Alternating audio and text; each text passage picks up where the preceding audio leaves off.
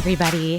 It's Danielle Schneider. I know Casey and I and Bitch Sesh are on a sabbatical right now, a little vacation, a summer siesta, if you will.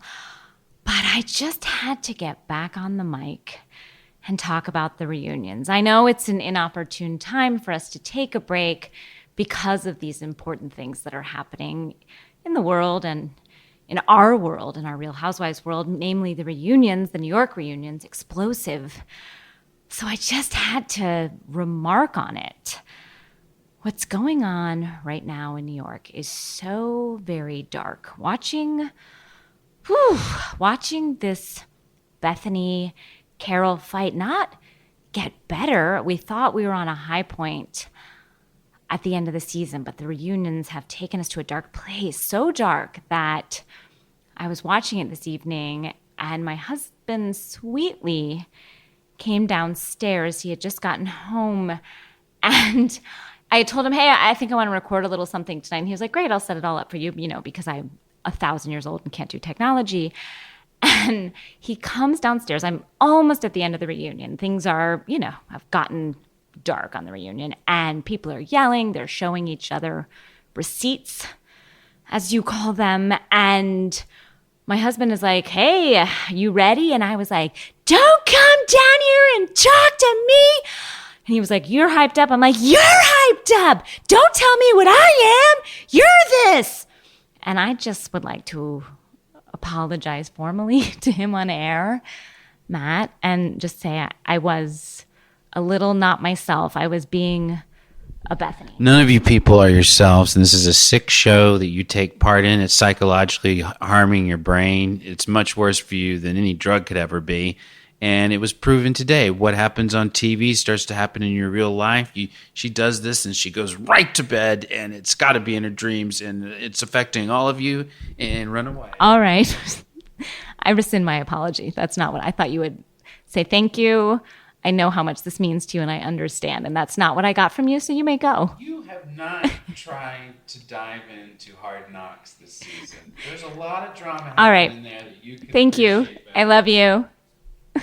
So anyway, that didn't end as I thought it would, much like Carol and Bethany's relationship. Guys, shall I get in? Casey's not with us, but we will be back together for real in our Real podcast next week. All will be the norm again, but here we go. Guys, last week I was a little nervous because I really felt Lou's absence as Greg Bennett tweeted at me or texted at me. He was worried. He said, Lou's the glue, and Lou is the glue.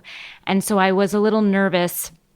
Last week going in, there was some things that were said, mostly that Ramona is still talking to Mario. That to me was the shocking reveal last week. I didn't see it coming. It wasn't addressed. Like Andy just kind of said hi to Mario, but after that, I felt like we were just pretending like it never happened.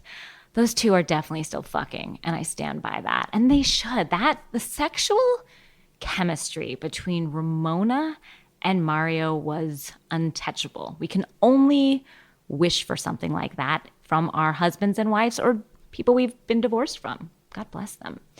The ladies look amazing. I think they all look incredible. I do think Carol's outfit looks better from afar than close up, but all of them, Sonia has never looked better. Never.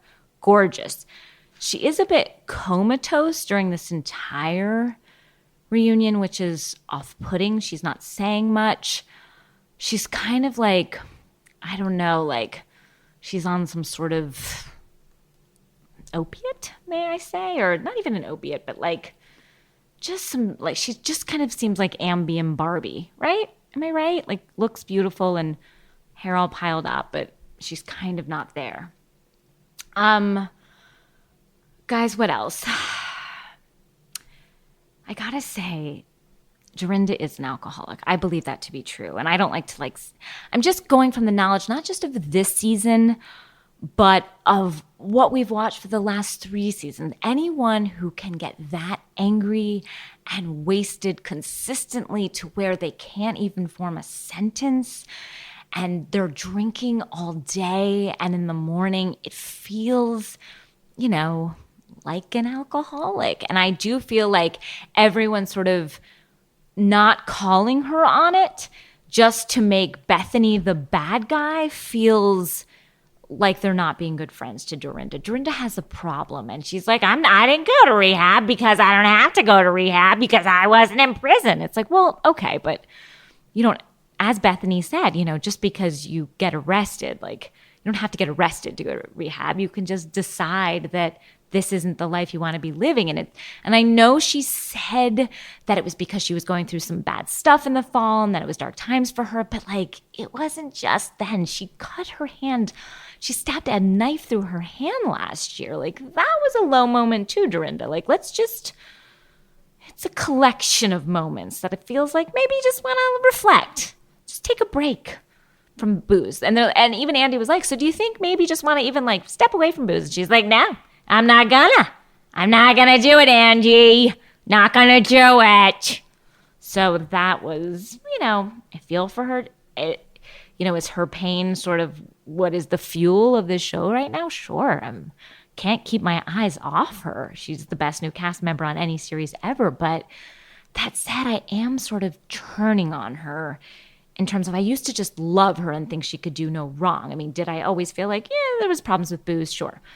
But the anger in her and how she turns on anyone in a moment the minute she has alcohol enter her system, I think I don't like Dorinda right now. And that's hard for me to admit because I've been tried and true Dorinda. I gotta say, I'm still Team Bethany, guys. Carol, she thinks she's above it all, but the way she pulled out those texts and that text chain, and then Bethany with the printed out text and stuff, it's also very below them. And I think I'm just disappointed in Carol because I think when she came on this show, I loved her so much because it seemed like someone could go on a Real Housewives show and still add a touch of class. And we all kind of were like, well, that's me. Like, she's still interesting and cool and dresses well. Like, it's all what we all think and want to be. That you could go on the Real Housewives and still like not get into the muck of it all. But she's down in there like a dirty pig. She's down in it. And I think it's hard to watch a princess, just get in the mud and roll around and in the shit and in the puke and in the guts of it all. So it's just not a good look on her. Not that getting in the shit is a good look on anyone, but it's especially reflects bad on Carol. Though it did hit me tonight. One time I was like, I'm not quite Team Bethany, was when it hit me how she was like, how we looked back where it said like Bethany told Carol that she doesn't have a husband and she doesn't have children. And it's like, that's right, because her husband died a young man at the prime of their life. And she's like, and if my husband were still alive, we'd have a child now. And that broke my heart because that's her truth. That is the truth of it all, which is I don't know how one recovers from that. I don't know. I don't think I would probably go on a Real Housewives after that happened, but God bless. But that felt like, this is a woman that was broken many years ago and hasn't quite recovered. And that was, that's the truth of it. But sadly, I am still Team Bethany because I do think Bethany is being more truthful than Carol. And I think you're crazy if you don't agree with me. When we went on tour, a lot of people said they were Team Carol. And Deanna Chang has also said she is Team Carol. And we have gotten in a little bit of a not Twitter, sorry, I keep saying Twitter, but we were texting back at each other and it got hot because she is Team Carol in a way that I do not approve of. And I don't think we still understand each other's views, though we love and respect each other always. But she is Carol in a way that I can't come to terms with. Also, Carol calling out Andy for being afraid of Bethany was bold. And I don't think true. I don't think Andy's afraid of shit. But her saying that to Andy was, I feel like besides, I feel like it might have even been more violent than when Teresa shoved Andy. It felt harder. It felt more cruel. It felt, like I said, just more violent. My reaction, I gasped when she said that. And I think it was the craziest moment that has like been done upon Andy since the push heard around the world. I wonder if anyone else agrees with me. I feel that way. I was shocked. Also, what else? Ramona cannot string two sentences together. Not that I'm doing a great job tonight, but Ramona just sounds like complete nonsense. And watching her talk about Lou, falling off the wagon this time with that shit-eating grin, like when she was just like, oh, well, she was out, she was at this club and that, and her head was on the ground and her legs were up and she had to be carried out the bar. And she couldn't contain her smile. And she is a monster person. Like I think she might be the worst person on all these shows put together. I always thought it was Vicky, but I think Ramona might be the worst human being in general. And that's just a thought. I mean, I love her, but she's terrible. Guys, watching that tribute to Lou, let's call it a tribute, watching that Lou movie, I want to call it, without Lou there, I needed it because I need Lou at this reunion. It's, as they always say that, in Sex and the City, like the city is the fifth character, the city is the fifth lady. Lou, I feel like Lou is that here. Like we're talking about her, we're living in her world, but she's not with us. But she is. She always is with us. The ghost of Lou is everywhere. I see her everywhere on the show, and I miss her desperately, and I hope for her recovery. Though I thought when everyone said that Lou's cabaret had sort of like gotten her like too big for her britches, it really gave me a laugh. Because to think that Lou is going around like doing these cabaret shows and thinking that she's suddenly, I don't know, like our dear Laura Benanti or something, like thinking that she's some cabaret, like Eartha Kitt style star or Elaine Stritch. Like, no, Lou, like we're there, we're loving it, but you are not a singer at all. You are not, you are a presence and we love you and we are there for you. But to get too big for your britches is bold. It felt like, wow, someone is really drinking the Kool-Aid. And I like to imagine her like thinking where she's going to take the show next. Like, does Lou think that hashtag Lou and Friends is going to hit the Great White Way? Honestly, guys, I would pay for it, I think. So why shouldn't she? You know what? I will follow Lou to Broadway. I will. I'll pay the money. I would pay a lot of money to see Lou. And I guess that's why she is too big for her britches and sadly ended up in rehab. But maybe she does deserve all of this because we're paying. We are culpable in this. We are to blame. And yet I feel blameless. So think about that. It's our fault Lou is where she is. And I'm okay with that. I think that's all I have to say about New York. I mean, I do think Carol is delusional that she doesn't think that she said anything wrong about Bethany all season. She said terrible things about Bethany all season. I think she is another one that thinks because she's articulate that means like that she's not a screaming, raving banshee that makes no sense like Ramona or just a drunken, drooling, stabbing herself in the hand, crazy person like Dorinda, that it means she didn't say anything bad about Bethany, but she said terrible things about Bethany. And that's delusional not to think that she did. Guys, I can't wait for next week, the third part. We're going to get back into the cruise ship from hell. I do think that Lou should have at least taped a voicemail. I'd love to get that in on the third part of the reunion just to tap in on what she's doing. I don't know. Real quick, some quick thoughts about OC. Guys, OC is a fucking mess. There's nothing there. I hate Shane and Emily. I hate Shane more than anyone I've had. He's Jim Bellino times like 0.2. Like he screaming at, I forget her name because honestly she's not memorable, but screaming at her because she was loud at a house where like they were having a house party. Like then don't have it at your house. Ugh, I hate him.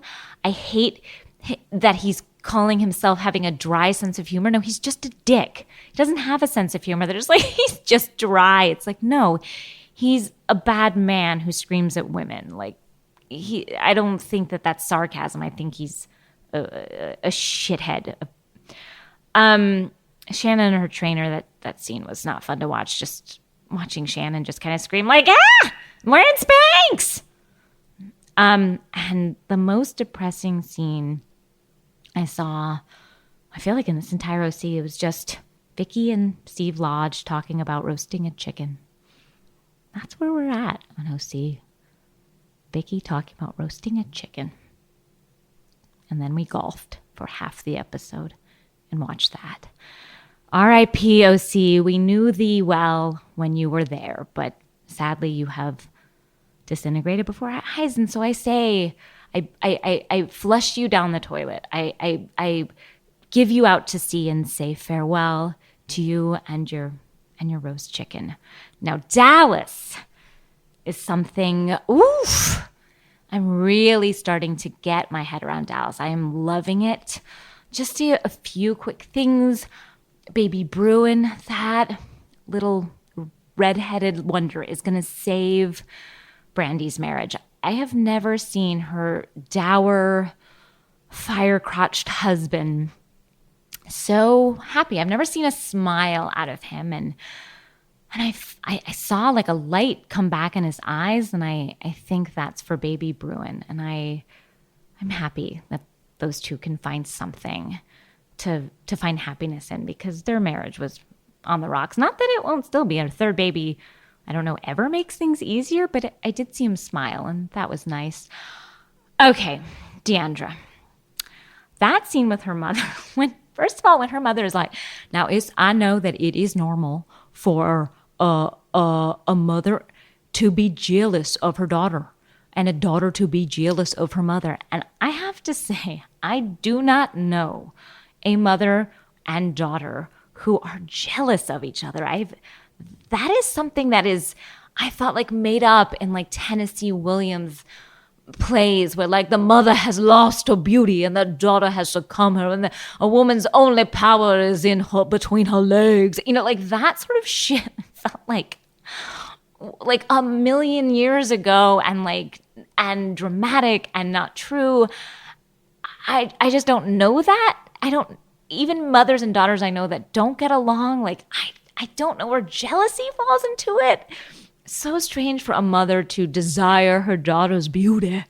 Like that, it feels like like Snow White. Like it just feels so strange and passé and not real.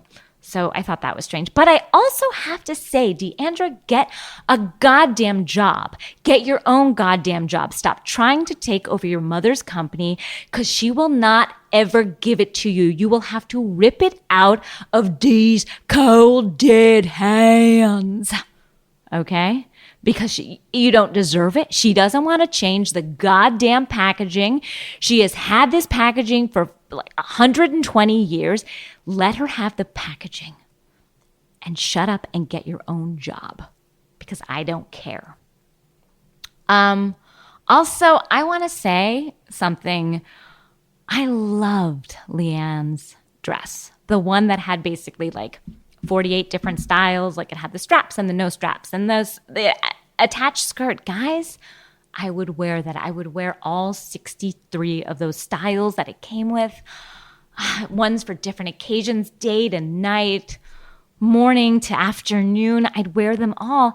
And Deanna had asked Claire what she thought. And Claire's review of Leanne's dress was, I was honestly really impressed. So, Claire, our stylist and friend of the podcast galore, Claire Mukherjee, she said she was really impressed. And that is high praise from a Hollywood fashion stylist. Leanne, you're on the right track. I love you. I'm so excited for you. And I think your dress is honestly some of the best fashion I have seen in these housewives. It was simple, it was delicate, but you could add some flair. Guys, I loved it. I'll purchase it tomorrow.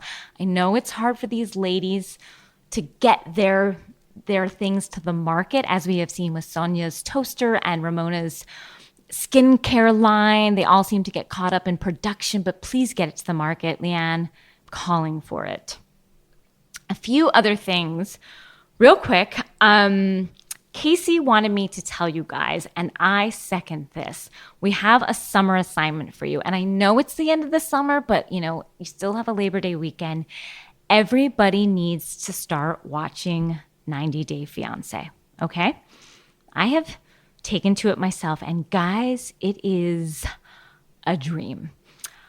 We suggest you start with before the 90 days. I just saw an episode where a guy was going through his drawers, basically, where this woman is eventually going to move in, who he's never met, and he just keeps saying she can put her panties here, or she can put her panties there, or she can put her panties here. And it was the thrill of a life.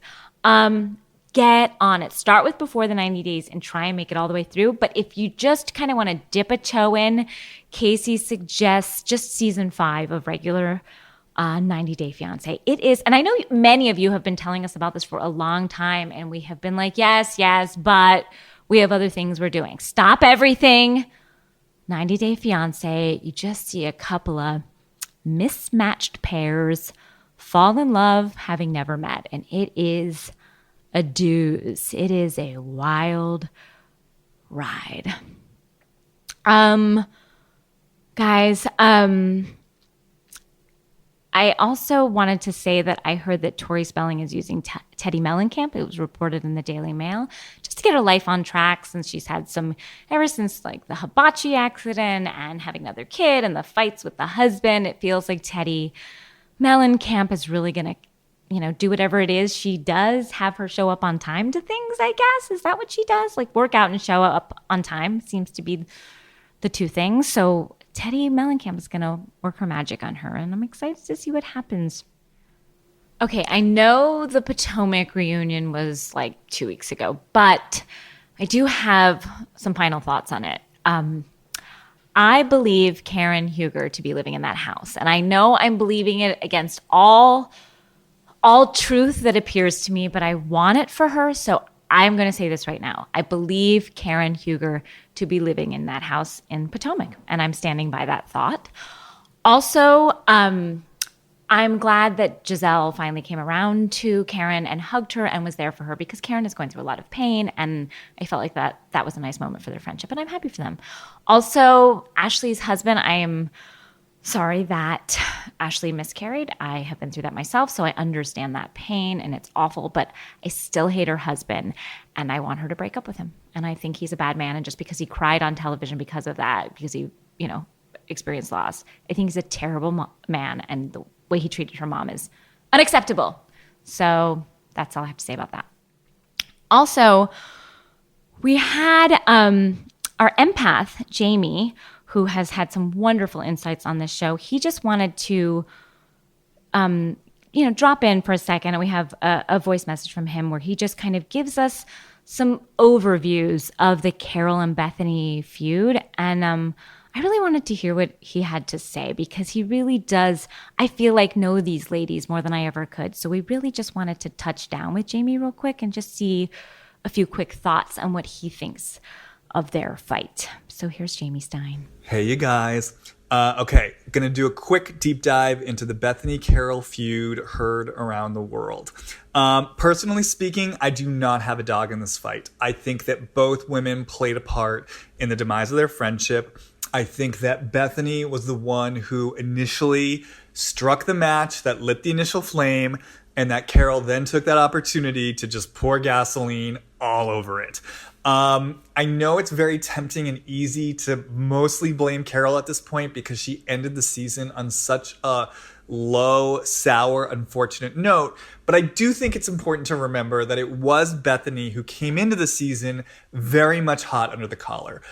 She was oversensitive. Her feathers were ruffled. She was getting in tons of digs. And I think the fact of the matter is this. Bethany has done some amazing, amazing work with her charities and her disaster relief, and there is no taking that away from her. It has truly been remarkable.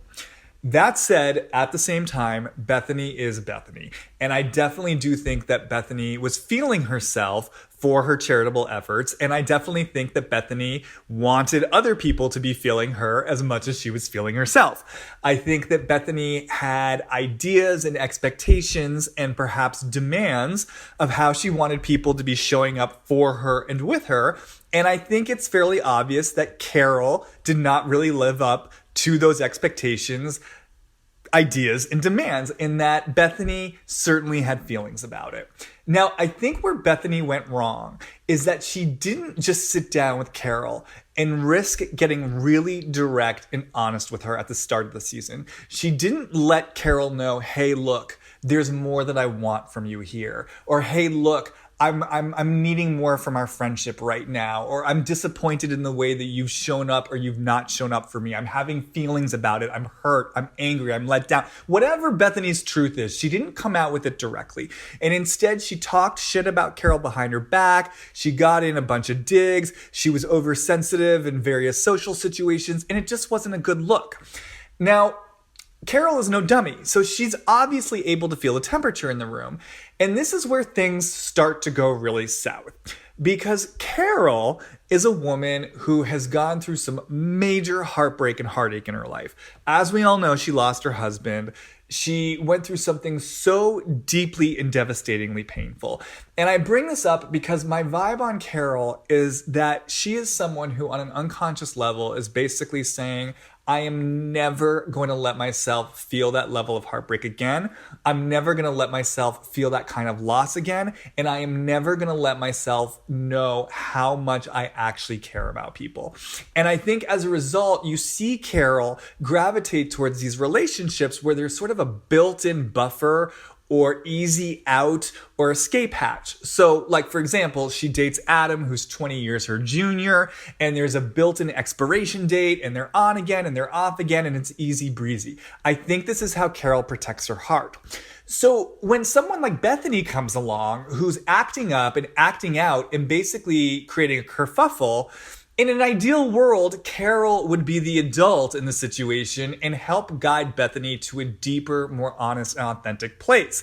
The problem is Carol's got her own shit, and she uses this as an opportunity to basically cut and run and make sure everyone knows that she's just sort of comfortable and cool with the ebbs and flows of relationships, and it's no skin off her back.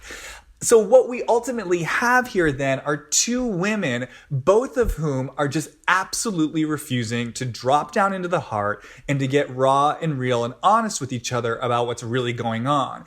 And so then what happens is they get stuck in this tedious, painful groove where they're just arguing about the dumb, mundane details about who texted whom and Instagram selfies and who said what when, and it just goes nowhere because it's not connected to anything deep or true. Now, having said all that, I do think Bethany tried to get vulnerable at the end of the season, but by then it was too little too late. The ship had sailed, and Carol was clearly getting so much underground pleasure and power and control from basically sticking it to Bethany and making her pay the price for sort of violating the pact of, what is otherwise an easy relationship. Okay, guys, I've said enough. I know it's a difficult time for a lot of us. Hopefully this provided some clarity and a glimmer of understanding. And, ultimately all we can do is watch and learn and grow. Okay, bye Casey, bye Danielle, bye everyone. Wow, Jamie. He's right. You know what? He's right. And I know I've been saying I'm Team Bethany, but suddenly I'm turning and maybe I'm not on either of their teams. They're both So very broken. Wow. Okay, guys, before I go from this quick sort of mini podcast this week, just people have been calling us too, and not literally calling, but just have been emailing and texting and tweeting and Facebook messaging us about this, basically a Facebook monologue done by a woman who had to call off her wedding because she asked her friends and family for every person to contribute $1,500 to attend the wedding to pay for her dream wedding. And at the last minute, they backed out, and she flips the fuck out. And people have been calling for us to do a reading. And so I don't want to disappoint, so I'm heeding the call. Now, guys, as you know, I'm an actress. I am. And I've taken on some big roles in my time. None as of recent, but I'm getting back out there. But this is the role of the century, and I hope I do her justice. And I thank you all for bringing me this role. They say, you know, there are no good roles for women anymore, but I think we've found one. And I believe her name to be Susan. So with that, I present to you A Bride's Lament. Dear friends, it comes with great sadness that I am announcing the cancellation of the redacted wedding. I apologize for canceling only 4 days beforehand. Unfortunately, blank and I have broken up due to some recent and irreparable problems. We have decided to end our relationship and not go forth with any future proceedings. However, we are remaining civil and are still a team for our son. After hours of tears, mental exhaustion, and even disassociation, I have come to this decision. In 1 hour after posting the status, I am going to delete my Facebook. Social media has caused me only paranoia and toxicity. I will be spending these next 2 months backpacking in South America, exploring my soul and ridding myself of toxic energy brought on by my friends and family, the ones who I thought I could trust the most. Hence, I will be out of the country for all of October and November. Please don't contact me. When I'm ready, I may make a new Facebook and add friends/family that haven't fucking stabbed me in the back. How did this all come crashing down? Well, I invite you all on Facebook, players, bystanders, and side characters of the people in my life, to take a seat and listen. You're all involved somehow. Somehow everyone is wrapped into this mess. Even if you weren't invited to my wedding, I don't care. You might hear the drama, and I'd rather you hear it from me. I'm not asking for sympathy. I just want to tell my story. Before I begin this mini novel, I invite all of you, including the cunts who have ruined my marriage and life, to put yourself in my shoes. For once, let me take the stage and let me voice the most painful few months of my life. First, things were a fairy tale. I met the love of my life at 14. We were both young, but somehow we just knew we were meant to be. We worked on my family's farm together, and with each warm summer spent in the fields, our love grew deeper and deeper. Fast forward to high school. We went strong all 4 years. He put a ring on my finger when I was 18, worth nearly $5,000. We put everything on the line for each other. Everything. We both chose to attend the same community college and work full-time in order to build our dream. We spent most of our days by each other's sides. I'll always be thankful for that. Fast forward a few years. I was 20. I realized I was pregnant with my first. We were elated, tearful, and thankful to God for this gift. After giving birth, I knew the next step would be to focus on my career and become financially stable. My ex did the same. We saved and saved. I was in love. I was happy. I was looking forward to life. We continued working and even got our degree. It was hard, yes, but so blissfully worth it. We managed to save up nearly $15,000 for a wedding. Since our love was like a fairy tale, we wanted an extravagant blowout wedding, one where our son could be included. We started touring venues, and we were torn between two. A local psychic told us to go with the most expensive option, and we thought, why the hell not? We just needed a little push. Our dream wedding amounted to $60,000, all included with flights to Aruba. All we asked for was for a little help from our friends and family to make that happen. I specifically asked for cash gifts. How could we have our wedding that we dreamed of without proper funding? We sacrificed so much and only asked that each guest bring $1,500. We talked to a few people who even promised us more to make our dreams come true. My maid of honor, who shall not be named, pledged $5,000 along with her planning services. We tearfully thanked and accepted. My ex's family offered to contribute $3,000, so our request for $1,500 for all the other guests was not fucking out of the ordinary. Like, we made it clear, if you couldn't contribute, you weren't invited to our exclusive wedding. It's a once-in-a-lifetime party. So we sent out our RSVPs, and only 8 people replied and sent us a check. We were fucking livid. How was this supposed to happen without a little help from our friends? To make matters worse, my ex's family took back their offer. Suddenly, more people backed out, including my cunt maid of honor, my best friend since childhood, my second family. I was so shocked and tearful. To make matters worse, it was only a month before the wedding. To cancel everything would have been more than $5,000. Desperately, we were sent our invites and asked people to donate what they could. I mean, seriously, people, what is $1,000? What is $1,500? Clearly not a lot. It would be quite manageable with any budget. I've heard of people asking for worse. We also set up a GoFundMe that only got us $250. I mean, at this point, we were exhausted, tired. I yelled at my ex. I became unraveled. I realized my dream wedding was becoming a nightmare. Then it got worse. My ex came into the room and offered to get a Vegas wedding done. I laughed in his face, but he was dead serious. He wanted those cheap, raggedy, filthy, whore-like Vegas weddings. I mean, what the fuck? Was he out of his mind? Am I some hooch piece of fucking trash? A hooker? Am I supposed to like the idea of getting married in the heart of shady gamblers, alcoholics, and the get-rich-fast fallacy? Suddenly, my body began to shake as I entered a panic attack. My ex left the room and didn't apologize for his horrid suggestion. I then called my maid of honor and cried my eyes out. Instead of sympathy, I was told that I was asking for way too much and I should stick to my budget. I mean, no words can describe.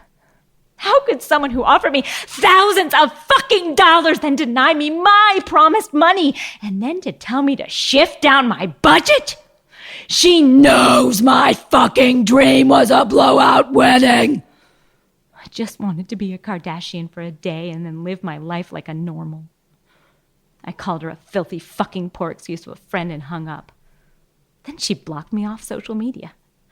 Rumors swirled. I received anonymous threats. My ex stayed out later and later, and I have a feeling he even cheated. My bridesmaids climbed on the boat with my maid of honor and dissed me. They essentially told me I was crazy. They asked me for the deposit back. So I said, fuck you. I refused to give it back until they can pay me back for the emotional distress. My ex started to talk to my maid of honor and gossip about me behind my back. I overheard him talking in the basement. He called me a stuck-up bitch. Anyway, I'm exhausted. I'm bone tired. My heart is not the same. It's stone cold, fragmented, empty. I need to get away from this awful society. How hard would it have been to fucking donate, friends? Do I matter to you? Just give me fucking money for my wedding. I won't even sugarcoat. I won't even pretend that's not what I wanted. It was for a dream. I was stabbed, cheated on, and worked. Goodbye. See you in 2 months. A friendly reminder to you cunts, don't think you own me. I am cutting off all you snakes. I am living my life alone now. I only let in those I believe had good intentions. XOXO. Wow. Thank you guys for sitting through my performance. I'm going to start using it for an audition monologue.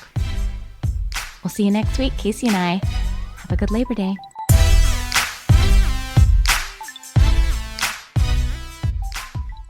Hey, I'm Arnie Niekamp, host of the Earwolf podcast Hello from the Magic Tavern, a fully improvised comedy chat show set in a magical world. I'm from Chicago, but my co-hosts are a talking badger. Oh yeah, baby. Well, I'm actually a shapeshifter. Yeah, it's complicated. I'm also joined by a talking wizard. All wizards can talk, but I am the greatest talker of them all. I'm trapped in a magical land, and instead of having adventures, every week we interview monsters and talking animals. Some of the great guests we've had on the show include Lauren Lapkus, Paul F. Tompkins, Travis McElroy, Tawny Newsome, Felicia Day, Sean and Hayes from Hollywood Handbook, Zach and Jess from Off Book, Scott Adsit, Janet Varney, Matt Besser, Danielle Schneider, Todd Barry, Gilbert Godfrey, all these guests, and many, many more. You can start from the first episode if you want to follow the whole journey. You can jump in if you scroll through and you see a character that sounds interesting. or just listen to the most recent episode. That's Hello from the Magic Tavern. Listen to it on Stitcher, Apple Podcasts, or wherever you listen.